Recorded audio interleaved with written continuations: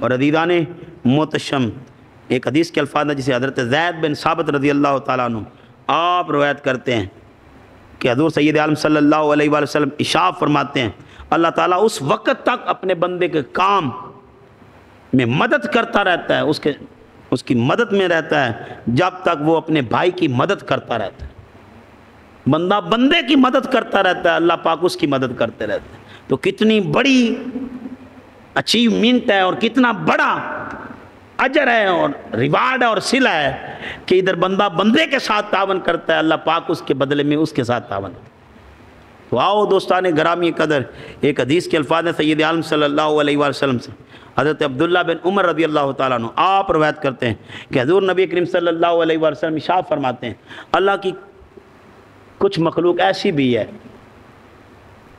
میرے آقا فرما رہے ہیں، جن کا کام ہی ہر وقت بانٹتے رہنا ہے، لوگوں کے ساتھ تعاون کرتے رہنا ہے، لوگوں کی حاجت روائیاں کرتے رہنا ہے، اور وہ لوگوں کی حاجت روائی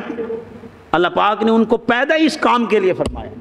حضور فرماتے ہیں وہ پیدا ہی اس کام کے لیے ہوئے کہ وہ لوگوں کی حاجت روائی کرتے رہے، ہر وقت لوگوں کے ساتھ تعاون کرتے رہے، اور لوگ ان کی حاجت روائی کی وجہ سے دوڑے دوڑے آتے ہیں اپنی حاجات کو لے کے کہ ہماری بھی حاجت پوری کر دیں۔ یہ اللہ کے وہ لوگ ہیں،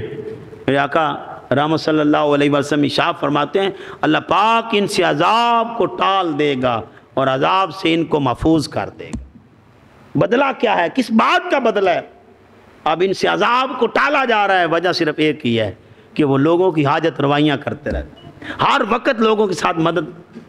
لوگوں کی مدد میں لگے رہتے ہیں، ہر وقت لوگوں کے ساتھ تعاون کرتے رہتے ہیں، لوگوں کی معاونت کرتے رہتے ہیں۔ صاحبان محتشم، بدلے میں اللہ پاک ان سے عذاب کو ہٹا لیتے ہیں، ان کو عذاب سے محفوظ کر لیتے ہیں۔ تو آؤ صاحب، اگر عذاب کو ٹالنا چاہتے ہو تو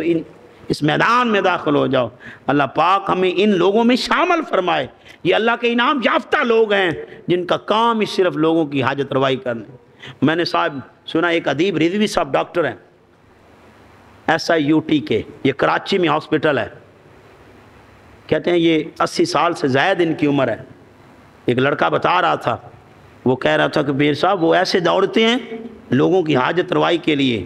جیسے یہ سب سے چھوٹا ملازم ہاسپٹل کا یہی ہے۔ انہوں نے گردے پر، کڈنی پر تعلیم حاصل کی، اور تعلیم حاصل کرنے کے بعد جب UK سے واپس لوٹے تو اب لوگ آتے ہیں اپنے لیے تحفے لاتے ہیں، اپنے لیے چیزیں لاتے ہیں، لوگوں کے لیے تحفے لاتے ہیں، رشتہ داروں کے لیے، دوستوں کے لیے، دوست احباب کے لیے تحفے لاتے ہیں۔ تو انہوں نے دوستوں کے لیے، رشتہ داروں کے لیے کچھ بھی نہیں لائے۔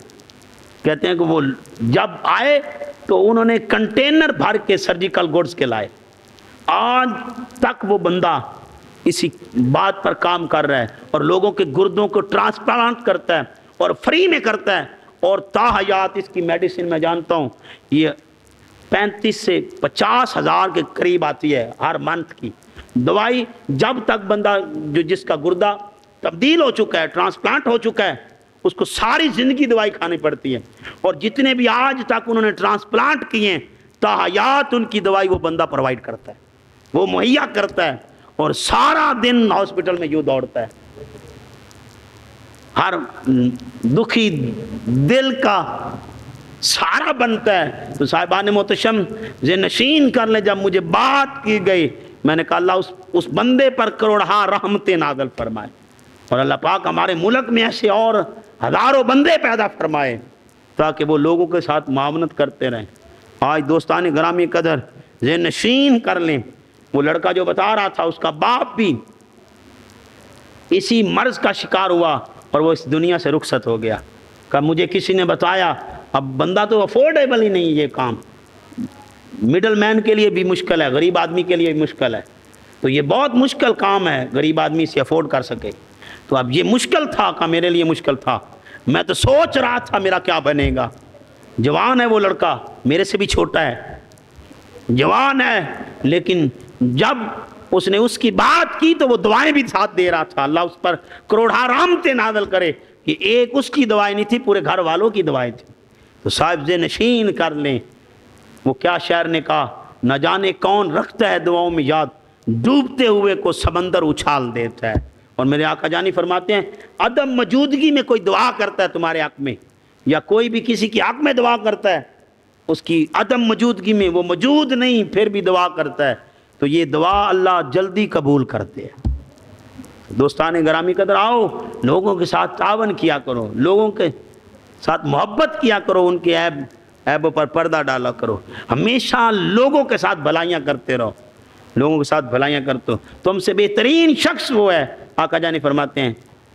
جو لوگوں کو نفع دیتا ہے، لوگوں کو نقصان نہیں دیتا۔ اور ایک حدیث کے الفاظ ہیں، حضور فرماتے ہیں مسلمان کی تو پہچان ہی یہ ہے جس کے ہاتھ اور زبان سے دوسرے لوگ محفوظ رہیں، دوسرے انسان محفوظ رہیں، وہ لوگوں کو محفوظ کرتا ہے، لوگوں کی آبرو تباہ و برباد نہیں کرتا۔ آج ہم اپنے آپ کو دیکھ لیں، آج ہم آستین کے سانپ بن جاتے ہیں، جو ہمیں گھر میں کھانا کھلاتا ہے ہم اسی کی عزت پہ ڈاکہ ڈالتے ہیں، ہمارے یہ انداز ہو چکے ہیں۔ عزیزان محترم، ایک حدیث کے الفاظ ہیں جسے حضرت عبداللہ بن عمر اور حضرت ابو ہریرہ دونوں نے روایت کیا ہے کہ آقا رحمت صلی اللہ علیہ وآلہ وسلم ارشاد فرماتے ہیں، جو شخص اپنے کسی مسلمان بھائی کے کام کے سلسلے میں چل پڑتا ہے، کوئی کام ہے کسی نے کہا یار میرے ساتھ چلو، تو وہ اس کے ساتھ چل پڑتا ہے یہاں تک کہ وہ اسے پورا کر دے، یعنی اس کے معاونت کرے، تعاون کرے، اس کی مدد کرے اس کام میں اور اس کام کو پورا کر دے، تو اللہ پاک 5000 اور ایک روایت میں 75,000 فرشتے اس پر سایہ فرما دیتے ہیں۔ 70,000 فرشتوں کا اللہ پاک اس پر سایہ فرما دیتے ہیں، وہ ان پر اس بندے پر سایہ کیے ہوتے ہیں، وہ اس کے لیے اگر دن ہو تو رات تک اور اگر رات ہو تو دن تک دعائیں کرتے رہتے ہیں۔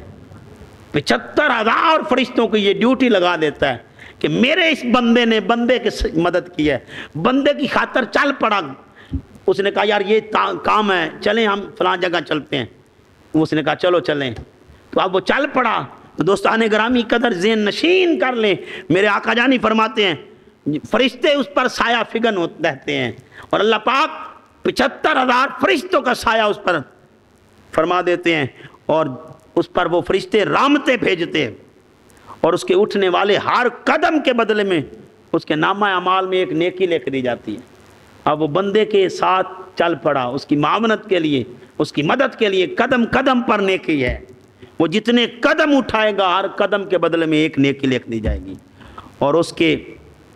اٹھنے والے ہر قدم کے بدلے میں ایک گناہ کو مٹا دیا جائے گا۔ ادھر نیکی بڑھتی جائے گی، گناہ مٹتے جائیں گے۔ اب کام کیا ہے کہ بس بندے کی مدد کرنا ہے، بندے کی مدد کے لیے قدم اٹھانے ہیں۔ تو دوستان گرامی قدر ذہن نشین کر لیں،